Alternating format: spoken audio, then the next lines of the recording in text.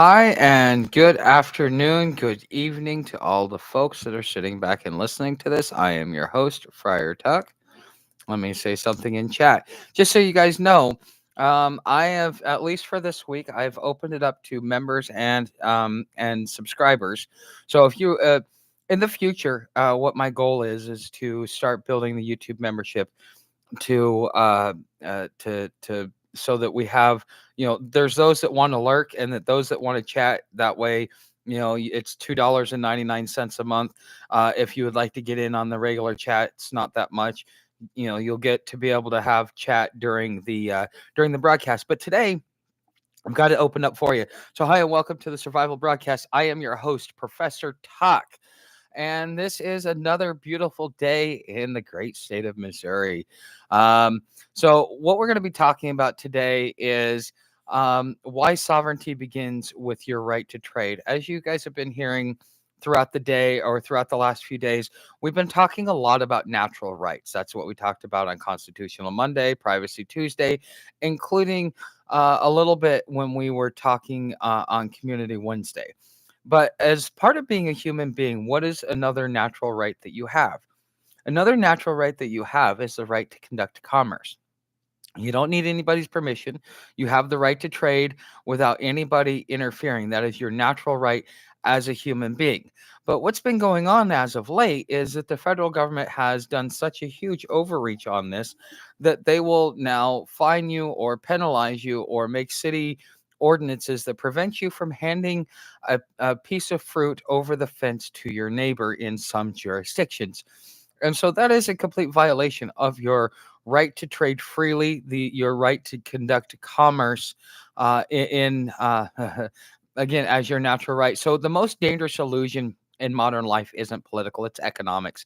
We've been tricked into thinking commerce is optional, when in reality, everything you do is commerce and everything you are has been monetized without your consent. So let's start with the hard truth. You're a walking economic transaction. Whether you're swiping a credit card, posting online, buying seeds, or trading labor for cash, or even just agreeing to terms of service, you're entering into commerce. But most people don't realize this because they've been trained to believe commerce only happens inside of stores or on Wall Street. But here's the red pill moment. Commerce isn't just something you do. It's a framework imposed on your life from the moment you were born. Your birth certificate, that's a commercial instrument. Your social security number, that's a tracking number for interstate commerce. Your phone, a commercial surveillance device. Your choices, only options that exist within someone else's economic grid. So today we're going to rip the curtain back. We're going to talk about ethics of commerce and how every human interaction has been swallowed up by corporate commercial structure and what it actually means to reclaim commercial sovereignty. Not in theory, but in real world terms that impact how you live, build, and protect your future. So let's break this down. Let's break down a core idea that rarely gets airtime. Commerce is the movement of energy. Okay. So when you pay for a service, when you trade labor for time, or if you give attention to an app, you're transferring energy. The legal system calls this consideration, the exchange that makes a contract binding. But commerce isn't just law. It's a way of organizing value between people. And in a digital age, it's no longer just between people. It's between you and systems, between you and platforms, between you and the algorithm. And whether you realize it or not, you're always giving more than you're getting. In the past, you'd hand $1 to a shopkeeper and get bread. It's kind of simple, right? But today, you sign up for a free app and you pay with your biometric data, your GPS location, your voice prints, your metadata, your habits, your relationships, your time, your dopamine cycles. You pay without knowing it, and you don't even get to renegotiate the terms. That's the core ethical violation of modern commerce. Consent has been replaced with convenience. Ownership has been replaced with access or subscription, and sovereignty has been replaced with compliance. Historically, the ability to do commerce freely was a test of sovereignty. The moment a person could trade, negotiate, and exchange on their own terms, they were seen as legally competent, morally autonomous, and politically relevant. In early America, property rights and economic independence were seen as the bedrock of liberty. If you couldn't own land, you couldn't vote. If you couldn't work for yourself, you were seen as dependent. The right to contract freely without coercion was considered sacred. Fast forward to today, that right's been hollowed out. You can legally work without a tax ID. You can't, you cannot work without a tax ID. You cannot move large amounts of money without government oversight. You cannot start a business without getting permission from a bureaucracy. In most states, you cannot even barter for goods without triggering a tax liability. That's not free trade. That's controlled commerce masquerading as capitalism.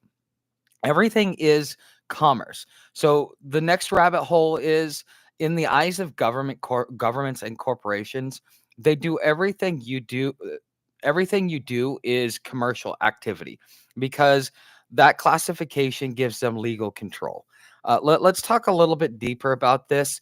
Okay, so when you pick up that cell phone, that cell phone costs money, and so per use, there's a sum that's attached to it. That cell phone tower, the service costs money. The person that you're talking to, there may be money being exchanged there as well. So all of that is money. Now, everybody is so worried about dollars and cents, but money isn't really dollars and cents. Commercial energy is not dollars and cents.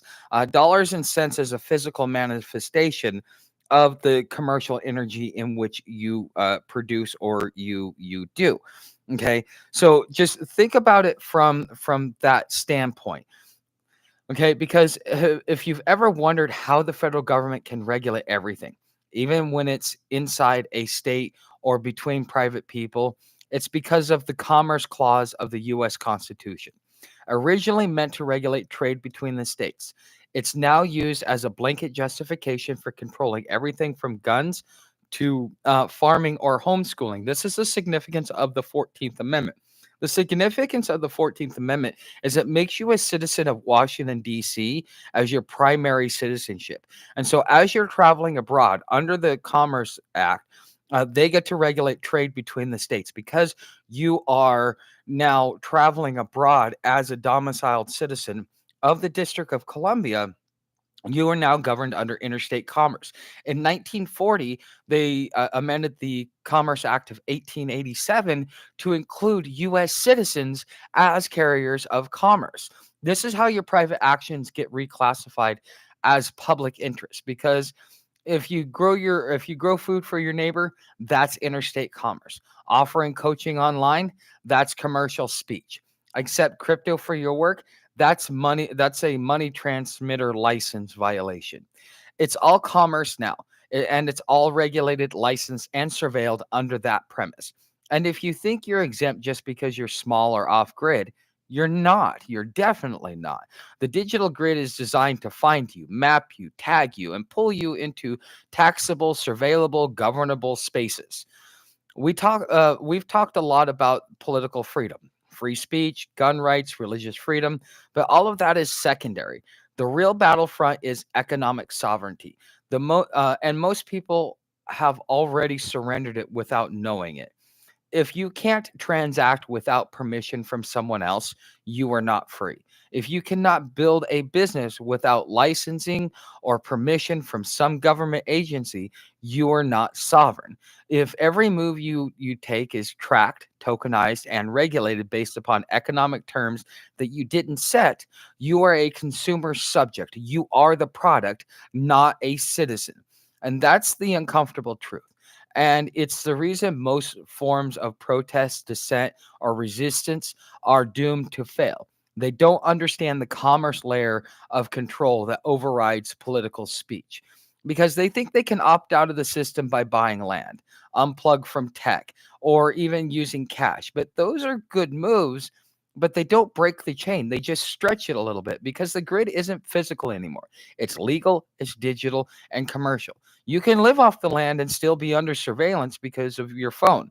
drone flyovers like U2s that we have out in the desert, and bank transactions, or even data brokers who don't care where you live. They're just selling your data to the highest bidder. The real path to sovereignty is to reclaim your right to do commerce as a free individual. And that means creating systems of exchange that don't rely on permissions or platforms, corporate intermediaries, or even state controlled infrastructure. And that brings us to the future because they didn't take your freedom by force, they bought it. And then they used your signature to seal the deal. Because in the 1600s, we had the rise of commercial law, also known as Lex Mercatoria. Before national governments became dominant, merchant law, or Lex Mercatoria, governed trade across borders. It was based on customs, trust, reputation. It had no state enforcement. Merchants settled disputes through private arbitration and mutual enforcements. But the big thing is that commerce started to as a sovereign activity, independent of kings and states. Okay. But as the states realized commerce could be taxed, regulated, and weaponized, they began absorbing it into government control. In 1787, with the U.S. Constitution and the Commerce Clause, Article 1, Section 8 gives Congress the power to regulate commerce with foreign nations among the several states. Notice it didn't say anything other than several states to recognize that the states are sovereign um, to among the several states and with Indian tribes. Originally, this was meant to prevent trade wars between states, not to create a federal economic surveillance system. It was a check on monopolies and tariffs, not a blank check for centralized control. But that small clause became the legal crowbar to wedge federal power into every economic interaction in the country. Because you know what? People are more worried about whether they can feed themselves. And so they're willing to submit to that type of control before they try submitting to political control or other forms of control. Um, but so, what does ethical sovereign commerce look like? And this is what we're going to dig into today as we go along a little bit as I start looking through to take your questions. But here's the short version. We're going to talk about peer to peer value exchange without gatekeepers. It means understanding contract law, private trust law, and lawful trade, which you guys have heard me talk about. I even have the beginnings of a course that will help you understand that. If you'd like to come on over to Patreon. In my shop, there is a what do you call it? It's a collection that's for sale. I think it's for $20. And when I see that people are starting to buy, I will finish up the last half. So I've already got the first half up. When I start seeing people over there, it's $20 and you get lifetime access. So if I add any extra videos after you've already seen it, then you get to come back for lifetime access. But you can come check that out if you would like to understand contract law, private trust law, and trade. All of that can be done over on Patreon. Okay. We're also going to be talking about building parallel systems. This is something we've been talking about a lot, not just payment platforms, but culture, reputation, trust, and delivery systems outside the state corporate matrix. Okay. It means rejecting the lie that all value must be taxed, taxed, and licensed to be legitimate. That's simply not true. It also means choosing transparency on your terms, not surveillance on theirs, because you still can't trade without begging for permission. Then you're definitely not free. And until your audience, customers, and allies can support you without intermediaries skimming off the top or flagging you for review, you're still in their game. So, where do we go from here? Over the next hour, we're going to unpack the hidden commercial framework that governs your life, how the legal system uses commerce as its backdoor for full control, why the right to trade is the root of all other rights, and how creators, homesteaders, builders, and dissidents can start reclaiming commercial sovereignty step by step, skill by skill. This isn't just theory, this is survival because in a world where everything is commerce, only real power is left. The only real power left is the power to choose on your own terms. So before we get into it, let's see if we've got any comments or questions over here. So if you are over in the green room, you can leave a comment. Those are where I get the first comment. So if you decide to get a Patreon membership, you would get access to the green room, and then I would be able to answer any questions that you might have on the subject that we're talking about. And right now, while this is open, we're also answering questions from the audience. So if there's anything you would like me to clarify or to talk more about, please let me know, because this is a way for us to be able to exchange information. So let's talk about the hidden commercial framework that governs your life. Okay, you guys have heard me talk about this, and maybe now this is going to start to make sense and start helping you connect the dots. Okay, because all of this really relies on jurisdiction. Jurisdiction determines your rights, the laws. It determines all these different things in which you have the ability to do, because you're not just under natural or under nature's law. You're also under customs, you're under traditions, you're under societal norms and things like that, that also govern you on top of what you're already doing. Okay, so let's talk about here in the United States. We've already talked about the Commerce Clause, but the 14th Amendment is probably one of the most disruptive amendment. And if you listen to the governor of North Carolina, he actually writes a really nice farewell address as he's leaving post Civil War, after Robert E. Lee signed an end to the hostilities. And he essentially accused Abraham Lincoln and the federal government of stealing the slaves for themselves. Now, to most people, they would be like, "Oh wow, like this guy must be crazy." But if you look at how things have changed, because the Supreme Court continuously rules that that you're the Bill of Rights applies to citizens of the state, not U.S. citizens, because it was meant to protect the citizens of the state from the federal government. It was not meant to protect U.S. citizens, which are federal citizens, from the federal government. That's why your constitutional rights don't apply. This is why jurisdiction is so important. Because in the federal system, if you are operating under interstate commerce, which means you're doing business from one state to the next, at that point in time, federal law for federal jurisdiction comes in. But if you're doing business in the great state of Missouri, or the great state of Texas, or Florida, or Ohio, or North Carolina, then it's only regulated by the state authorities. And as of now, because of the Interstate Commerce Act of 1887 that was amended in 1940, is how they included U.S. citizens as carriers of commerce. This is also how they got the IRS and uh, um, the IRS to come about to begin with, because a lot of people think it had to do with the 16th Amendment. The 16th Amendment, it was a 1 year excise tax. I don't understand why they had to do it. People didn't want new taxes, so they had to do a constitutional amendment to set it. But it was intended to be a 1 year excise tax, which is exactly what it was. But the thing is, they the it was intended to be that. And so a lot of people will point to the 16th Amendment as a way to prove that that's how they were able to do it. They did a constitutional amendment. But if you listen to former IRS agents that actually talk about what the IRS is, they will tell you that the IRS really has no authority. And they do not have any constitutional authority, nor is there a law on the books that says that you have to pay your taxes. Okay, so that's one thing. So the way in which you're being taxed and the way in which you're being regulated is a big part of your commercial framework. See, the thing is what we could do, what I would do, on my own. And if you guys remember me talking, I think it was yesterday, about my webpage. On my webpage, we talk about how everyone is in their sui juris capacity, which means it's between you and me.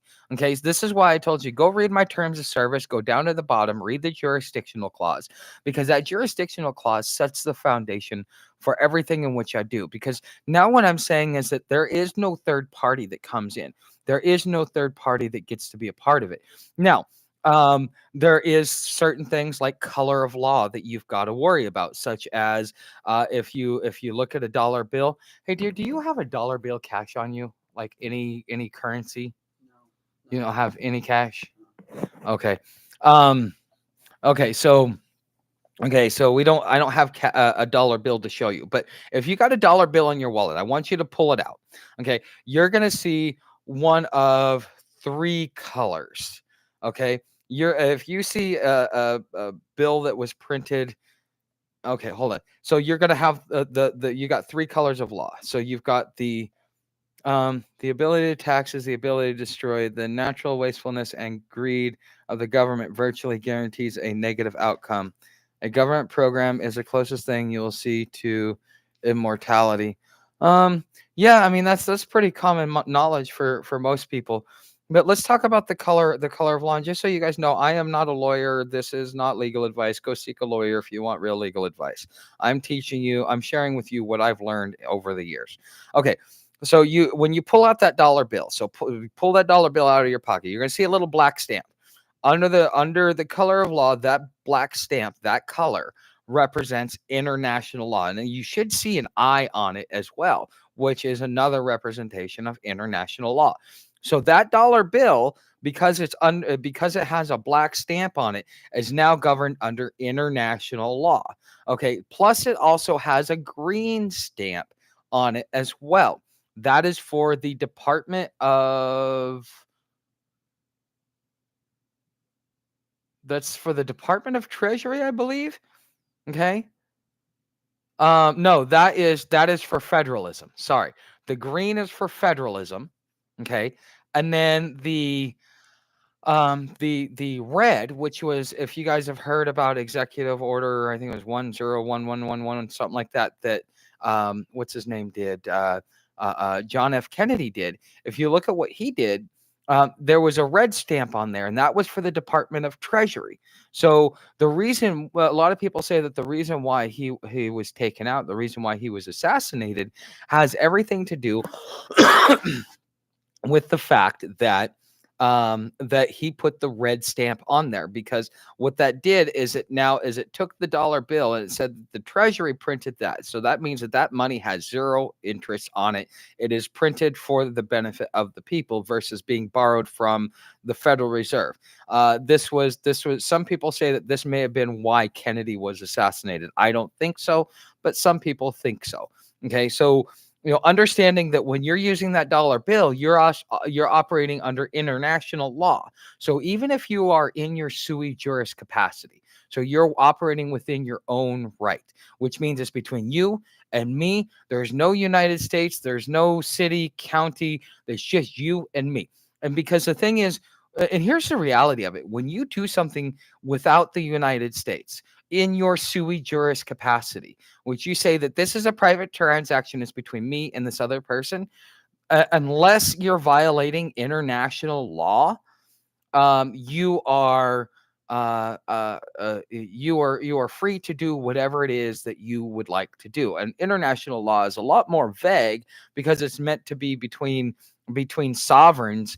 It has nothing to do with being with being states and stuff like that. So if you were to operate in your sui juris capacity, i.e. within your own right, and use a dollar bill, could you still use it? Technically, yes. Now, if the Fed comes in and says, well, we want to regulate it, well, they don't really have the choice to regulate it because they are the reserve currency in the world. If it was a closed currency that was not traded out on international markets, then you could say, okay, it's under your law. But because it is a reserve currency, you are doing business like France and Germany are doing business between. They're governed by a different set of laws because there are standards and customs that people follow through. Okay, so this is how you go out and you start asserting your own independence without having to do too much. One thing that I would strongly recommend is that you understand sui juris. I think it's suijuris. Sui juris. It is a Latin term which means within one's own right. Even go look it up on Google, start doing some research on it, and understand how it fits to you. Okay, because this is something that if you are going to operate in sovereignty, you're going to operate on your own free will, because there's going to be a time when you decide to sell some water to your neighbor, and your neighbor says, okay, yeah, I will I will sell you some of my water. Well, it's between me and my neighbor. There was no signed contract, there was no business, there was no nothing. It was just between me and him. And so therefore that is in our sui juris capacity. Okay, so if the city and state comes in, says you're selling him water and you can't do that. Well, if he was selling it commercially, if he was selling it out in the public, well, then yes, he might be wrong because he's violating local laws. But because it's between me and my neighbor, they have zero jurisdiction. They cannot penalize him. They cannot do anything to him because he, as an individual, is completely is protected, and so am I, because we decided we didn't want anybody else to be a party to the contract. So why would you want the United States or another party to the contract? And a lot of it has to do with favorable laws, favorable customs, the jurisdiction in which you're doing the business in. And the thing is, all jurisdiction is fictional. You are at any point in time in at least three separate jurisdictions, just by being a human being everywhere you walk, whether you realize it or not. You are under natural law, which is one jurisdiction. You are under your own rule, which is your sovereignty, and then you also are under state and local laws as well if you choose to operate within that capacity. Okay, so at any point in time, you are walking around with multiple jurisdictions. Jurisdictions are are fictional. Okay, so think of it like a hat. Okay, so I've got this right here. Let's say that this is my hat. Okay, so I decide to put the hat on. I am operating in my sovereign capacity. Okay, but look, here's my other hat. Now I'm operating as a US citizen. Did anything change other than the capacity of which I was working in? No, it did not. Okay, because the thing is this is why it's so important to define and outline what you're doing, how you're doing it, and why you're doing it. So therefore, when you are sitting there and going, well, I am operating in my personal capacity, okay, that is an understanding that you have not invited anybody else to be a party to the contract, because any parties to the contract have the right to govern it. So when you go and you register your child with your birth certificate to go get that, well, you just made the United States a party to that contract, to that relationship between you and your child. And because they are a party to that contract, they now have the rights to regulate it and to tell you what you can and cannot do.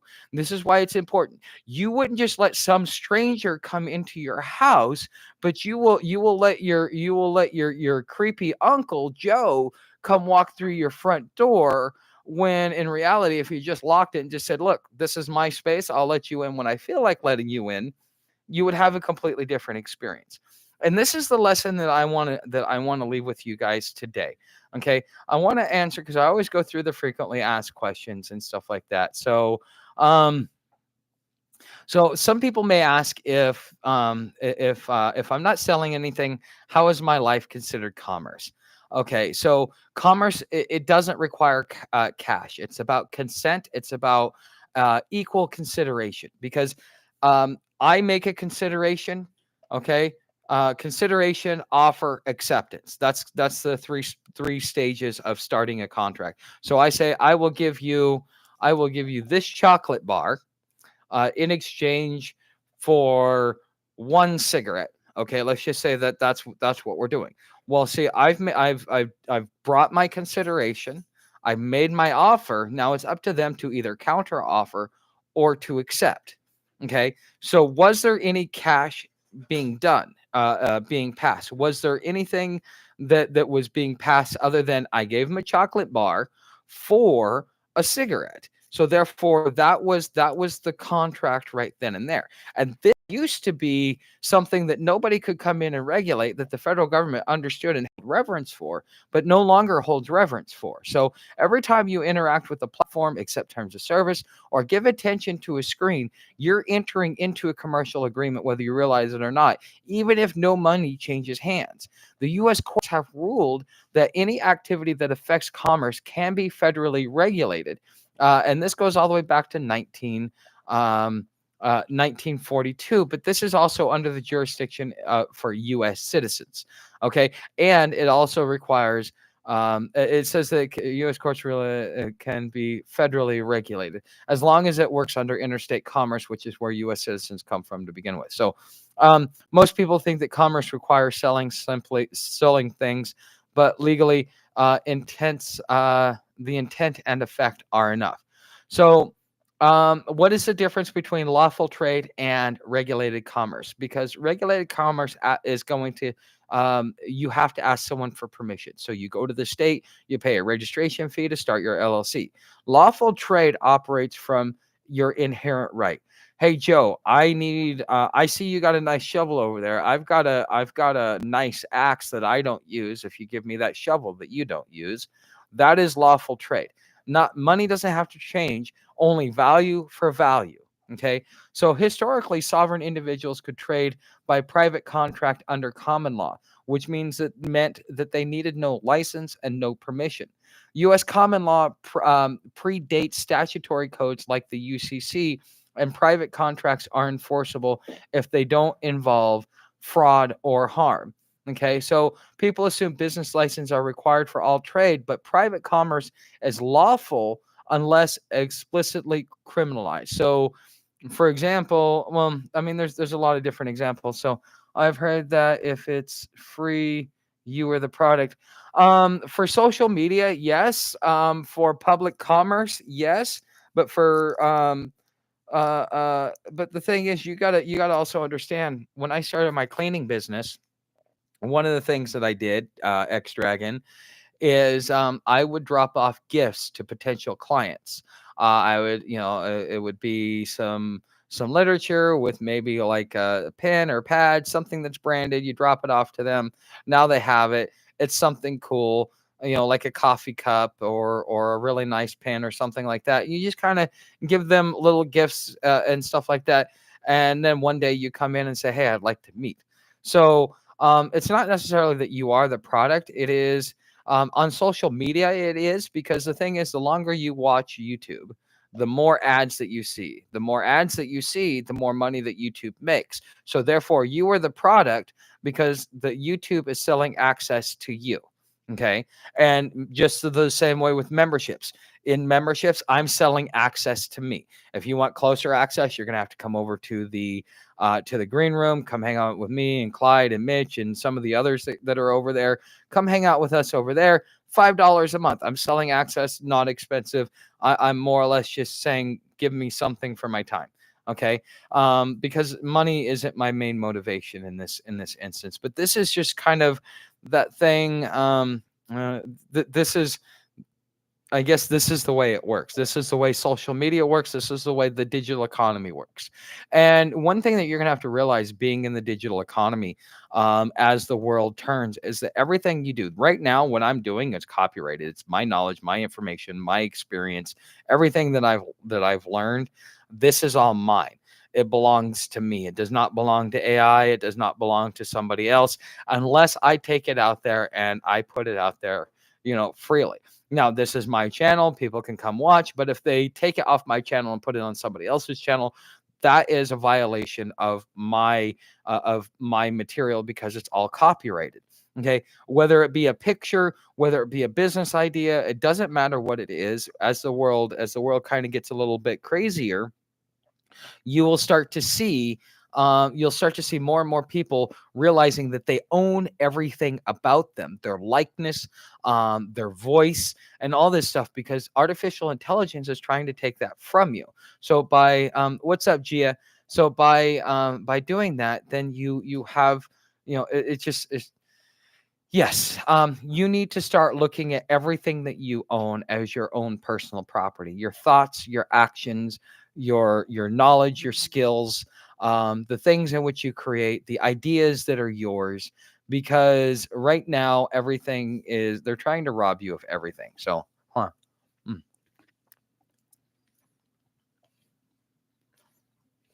Mm. Yeah. So, yeah, X Dragon by networking and the brand was familiar makes sense.